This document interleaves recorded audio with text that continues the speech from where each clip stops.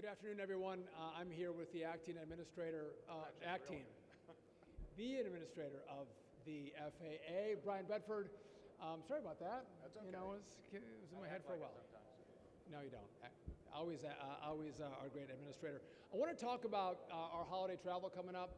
We're going to have a busy road, rail, and air as we come into this Thanksgiving season.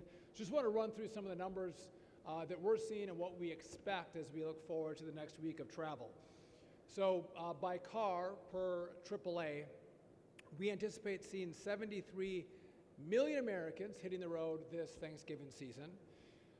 We anticipate the busiest travel on the road in the afternoon of this coming Tuesday, Wednesday, and Sunday. So if you're planning your travel, think about when you depart, because the afternoons of those days are going to be busier than the rest. This travel season by car, we have incredible gas prices, on average 3.2 cents a gallon. So if you're going to travel by car, you're going to be able to put gas in your vehicle at a very affordable price. On top of that, if you're flying and you need to rent a car domestically, our car rental prices are down by 15%. So it feels very good where we sit with the president's economy and what he's done with regard to his energy independence push and energy dominance push. In regard to rail, we anticipate there'll be 1.2 million passengers this year by rail, a very big number. In regard to air travel, this is going to be the busiest Thanksgiving that we have on record. And I think you all might note that it seems like every Thanksgiving, every Christmas, every 4th of July seems to be an announcement of record travel. I'm going to come to that in a second. But this week there'll be 31 million passengers flying by air as we look to the week. That's per the airline industry. Tomorrow will be the busiest day. There'll be 52,000 flights tomorrow as Americans board aircraft, fly across the country. Maybe they're going to go to sporting events, they're going on vacation, or hopefully they're going to spend time with their families. Now, we anticipate there's going to be solid staffing in our towers and TRACONs and centers throughout the airspace. And that's different than what we had over the shutdown. But we do have some weather in the forecast. I'm not a weatherman, but if you look out to the Seattle area, in the Midwest, the Great Lakes, we are going to have some weather. And so if you are traveling by air, I would just ask that you stay in touch with your airline or update your apps so you know if your flight has been delayed or moved at all as you're planning to come to the airport. Always great to stay in touch with the airline that you booked with. Just real quick, I want to touch on a couple of other issues. During the shutdown, 44 very long days. It went pretty well at the start of the shutdown, but in the last couple of weeks of the shutdown, things became very challenging in the airspace. Many of you reported on it. We had significant delays and cancellations. The administrator, in consultation with DOT and his safety team, we took historic action to reduce the capacity in the airspace because of what we saw in the staffing in our towers. And that decision was not made lightly, but it was based on the stats that we were seeing and what we thought was appropriate to maintain a safe airspace. You've also heard that the president announced that we should reward those great air traffic controllers who didn't miss a beat. They never missed a day. And so Administrator Bedford and I announced last week that we are giving $10,000 bonuses to the air traffic controllers who didn't miss a day, and the technicians. You don't report on the technicians a lot, but the technicians are the ones that come into our facilities and make sure that some of our very old equipment is actually operational. And if they don't come to work, we don't have equipment that works, you can have all the air traffic controllers you want in the tower or TRACON, you're not going to be able to control the airspace because the equipment is down. And so those two working together made sure that we had a very functioning and safe airspace.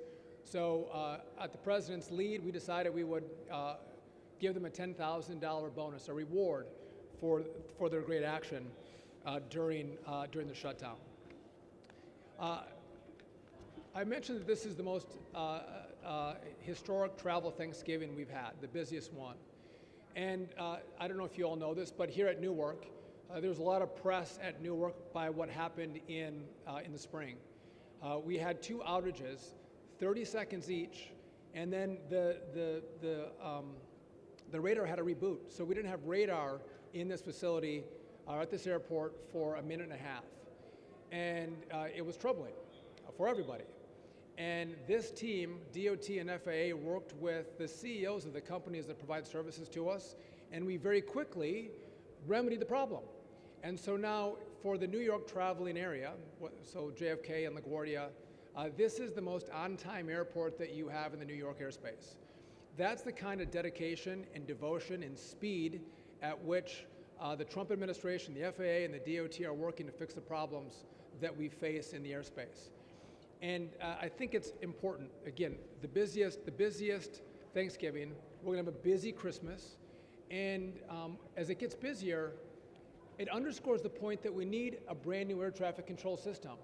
Again, we're gonna add these eVTOLs, the Ubers in the air, and we have drones that come into the airspace. And so to sit back and think that we're gonna not have more delays or more cancellations if we don't build a new system is asinine. So in the big beautiful bill, we got $12.5 billion to start the process. We need another $19 to $20 billion to complete the process. We can't start that phase of the build until the Congress gives us the money. So we wait. And the longer we wait, the more time it takes. And so I would just encourage all of our House members and senators to look at what the FAA needs to build this system the right way that Americans can be proud of and send that money to us. And a lot of us have talked about politics, and there's a lot of blame that's sent one way or the other. This is an issue that everybody agrees on. It's not Republican, it's not Democrat, it's not conservative, it's not liberal. Everybody agrees that we need the money to make sure we have the best-in-class air traffic control system. And so I would encourage the Congress to get to work and find that money, and I know when they do, the president's gonna sign that bill. But I bring that up because if we wanna have less stories about delays and shutdowns, let's actually do the work to fix the system that oftentimes is causing those delays and those cancellations, and that is building a brand new system, and we can't do it again without Congress's help. I do wanna pass it off to our administrator, who has done an absolutely fantastic job at the FAA, working massive hours with his team as we were navigating the risks in the airspace during the shutdown. And he's hit the ground running. He was confirmed this summer, but I couldn't ask for a better teammate and partner as we've gone through this process. I'm going to give you Brian Bedford, Administrator of the FAA. Thank you, Secretary Duffy, and good afternoon, everyone. Thanks for joining us today. Well, as the Secretary's already pointed out, it's going to be a busy week for us. The airlines, the travel sector in general, airports, TSA, FAA especially. For us, this week is our Super Bowl. And I'm here to tell you we've got a great plan. We're past the lapse, controllers are back at work, they're excited to be back on the job, they're excited to be compensated to be back on the job. So we're all thrilled that we're happy to tell you we've got a great plan. The Secretary mentioned there's some weather in the forecast, but please be confident that the folks in the towers and in the TRACONs and the en route centers, they have a great plan, lots of different strategies we run to manage traffic safely and efficiently in all conditions. So again, we're very happy to be back. We're looking forward to an extraordinarily successful week of travel for the literally tens of millions of Americans that will be flying this week.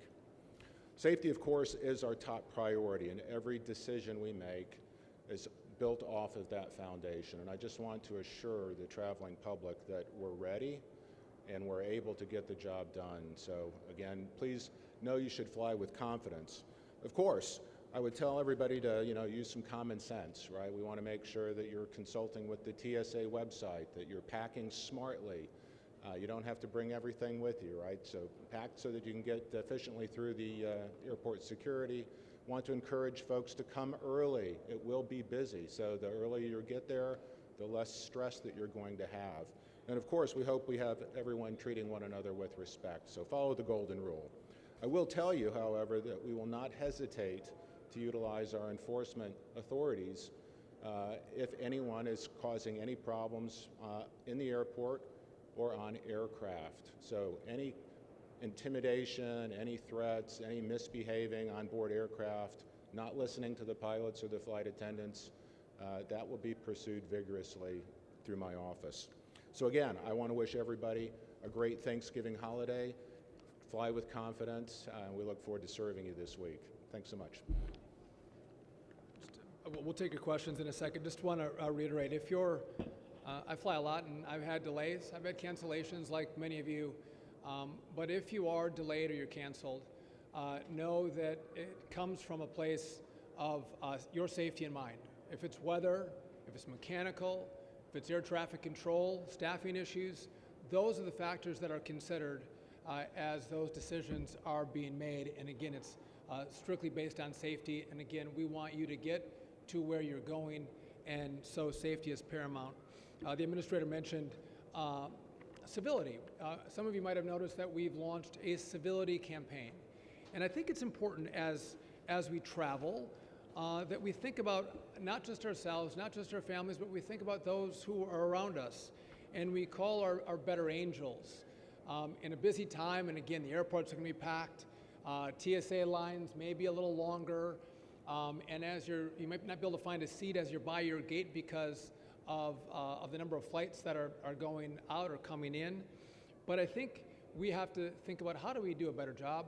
How do we maintain maybe some of that frustration we have as we travel this Thanksgiving season? Maybe we should say please and thank you to our pilots and to our flight attendants. I think, again, I call this just maybe dressing with some respect. Whether it's a pair of jeans and a decent shirt, I would encourage people to maybe dress a little better, which encourages us to maybe behave a little better. Let's try not to wear slippers and pajamas as we come to the airport. I think that's positive.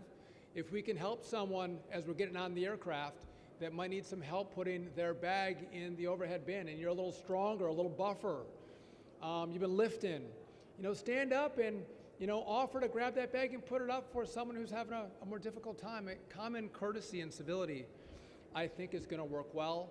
And I'd ask you to please be patient with our TSA and our gate agents. And again, they're working their hearts out to make sure that this is the best experience possible for you and the safest experience possible for you. And again, a little gratitude goes a long way. And if we all do that, I think we're going to have a far better travel season. And by the way, we're going to get to our families on Thanksgiving with a lot better attitude. Who couldn't ask for that? You guys can fight about politics when you get home for Thanksgiving. Let's have this be the pre-run that is politic-free and very friendly, with please and thank yous and a lot of gratitude for all the work that happens to get you to your final destination. With that, we're happy to take some questions if you have some for us. I appreciate that. I actually almost wore a pair of jeans, and I'm like, I better not if I'm going to talk about dressing up. Chris Van Cleve from CBS News, sir. If you'll indulge me, two quick questions. One, every time we have talked to flyers in the last 2 weeks since the shutdown ended, they've told us the same thing, that they had some apprehension about whether they should keep that Thanksgiving flight, whether they'd be on time, whether it'd be safe. What do you say to flyers who are still a little unnerved after what they saw during the shutdown? So, we talked about that as we went through the shutdown. I didn't know when it was going to end. I didn't have a crystal ball, and we saw things getting very bad in regard to on-time flights and cancellations. Well, the shutdown ended soon enough. Our controllers, as the administrator just mentioned, are back at work. And so, again, you're seeing more on-time performance in the airspace. And again, our priority is your safety. And it's always been our priority. And that's why there were the level of delays and cancellations. So again, if you can still get a ticket and you can still fly and your family still wants to see you, book that ticket, jump on a flight, and don't be afraid to fly this season. Again, I can't control the weather, I can't control the mechanics of an airplane, but things look good from the air traffic control side. We are back to staffing levels that we had before the shutdown, I believe. So. And on the subject of air traffic, you got some pushback from the union, and I've heard from some controllers who maybe missed a day because of a child care issue or missed a day because of the stomach flu. For the folks that were there, working 5 days or 6 day weeks for the bulk of it, but maybe missed a day here or there, is there something you can do to recognize those? have said that there were some that were consistently out, and for the most part, everybody else did the best they could. I think you see the administrator and I have been very grateful through the course of the shutdown and recognizing some of the difficult circumstances our controllers were going through. And we talked about that quite a bit and recognized it. But we have to look and say, where's the cutoff? And if you got 100% on your test, you get the sticker that's a scratch and sniff sticker from the administration.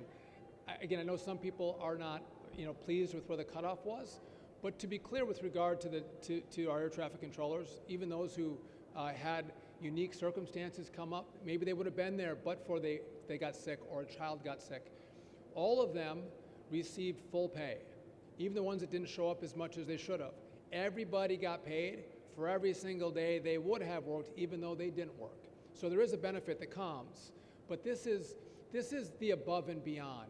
$10,000 is a big paycheck, and again, who should get that? I think the ones that had the peer record, and that's the decision that we made. And I think in the future, a lot of controllers would think, hey, there could be a reward when I show up.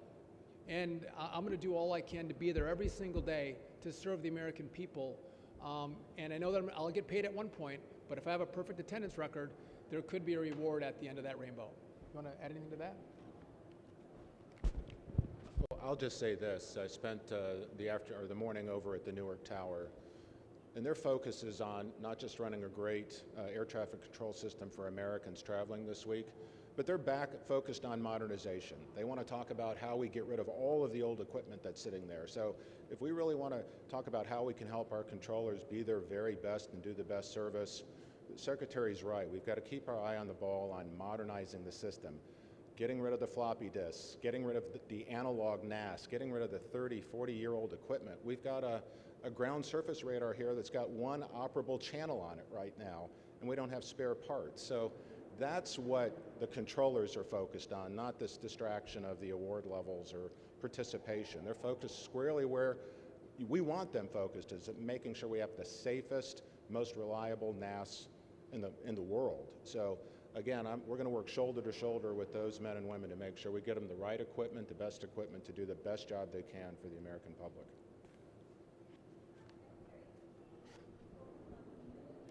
Yeah.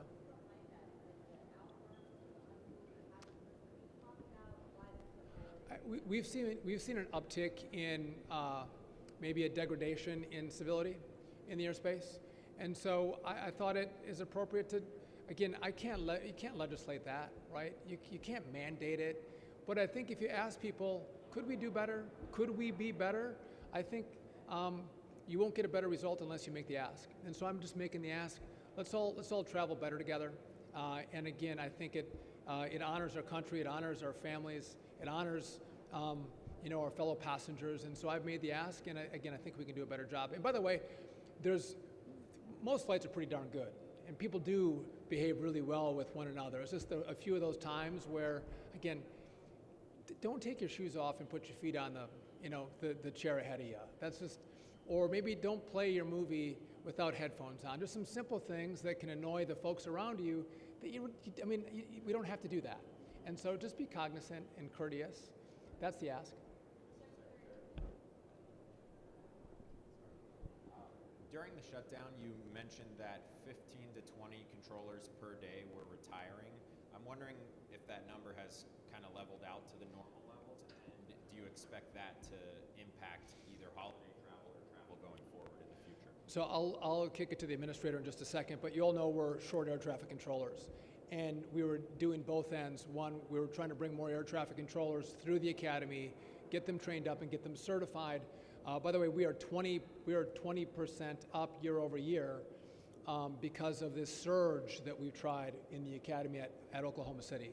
That's the new controller. The experienced controller can retire after 25 years of service. We asked them to stay on. We said, would you please stay, don't retire. We'll give you a 20% upfront cash bonus per year that you're willing to stay beyond your date of eligible retirement. And we did see a number of those older, more experienced controllers take the retirement. And again, but that goes to show you how hard we're thinking about how we can make up that difference as fast as possible. I'm not sure if you have any new numbers on that or not. I know we had the numbers from the shutdown, but any new numbers on that? I don't have any specific numbers to share on that. I will tell you that putting in paperwork to retire isn't the same as leaving the job. So we're more than adequately staffed to get through the holidays.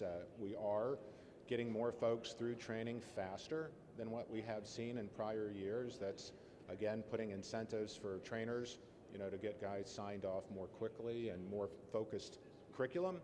But look, we are understaffed. So we're absolutely moving heaven and earth to continue to move folks into training and through training without reducing standards. So again, I think we've got a great plan this week to run, and hopefully, and we haven't seen any continuation of some of the paperwork inserts we were seeing over the shutdown period.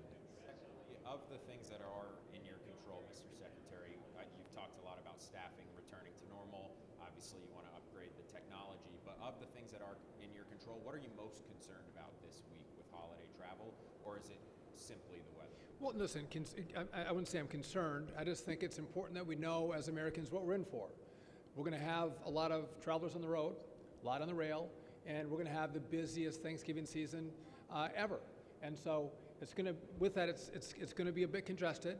Let's be ready for that. And again, as the administrator said, come a little early. Don't be rushing through the airport because the lines might be a little bit longer. And then, tack on your best attitude, and we're going to get through this and have a great Thanksgiving with our families. Are we back to normal as far as normal flight capacity, as far as the airlines are concerned at this point? So we had in regard to the 10% announcement that we mentioned during the shutdown. The first tranche of that was a 4% reduction, and then we went another 2 for a total of 6% reduction in flight capacity. Yes, that's all been rolled back, and we're at no restrictions in regard to flight capacity.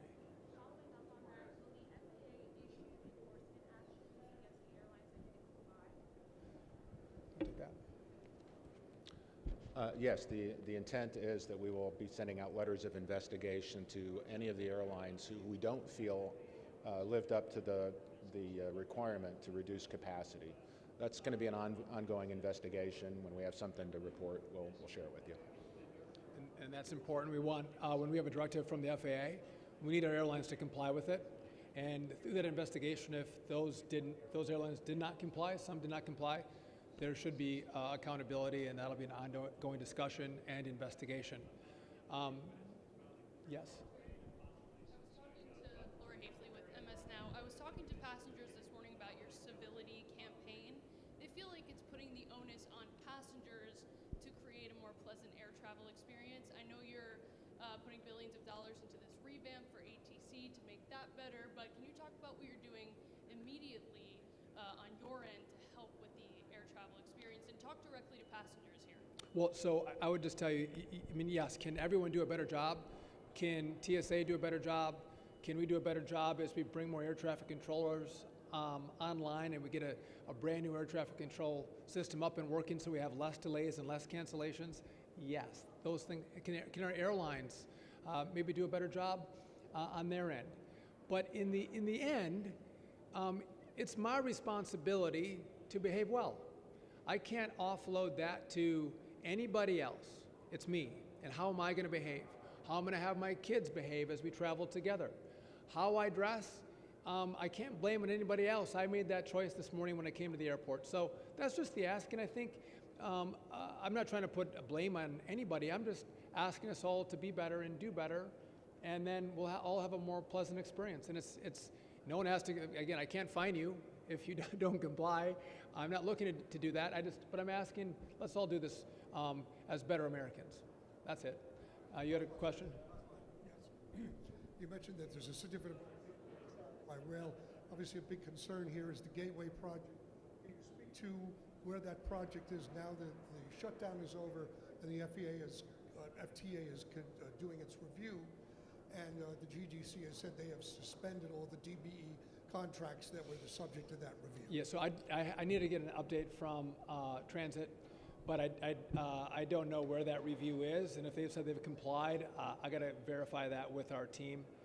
Haven't done that yet, but look forward to doing that. One more question. Come over here. Yeah.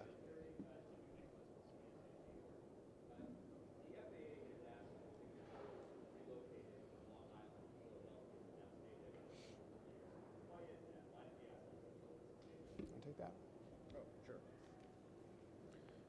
So there was a 3-year protocol agreement signed with the union to cover the relocation. We're coming up within 1 more year, a little over a year, but I think we're looking into the future, creating an opportunity that says we believe Newark will want to grow. We're going to need more controllers there. So if any of the controllers from the N90 facility would like to stay behind, they're welcome to do so. And again, we're trying to make sure that we've got the rest of the workforce trained up in a way that we can allow those folks to head back home if that's their desire. So just one last point. Again, this is a great holiday. Americans come together. We eat a little turkey. I guess in New Jersey they do a little 7 fishes. I'm not a part of that, but it's a great time. Let's all slow down. Let's all buckle up. Let's all drive safe on the roads. Let's all come early to the airports. Let's all put our best attitudes on, and let's have a great Thanksgiving week as we travel to see the ones we love most. Thanks very much.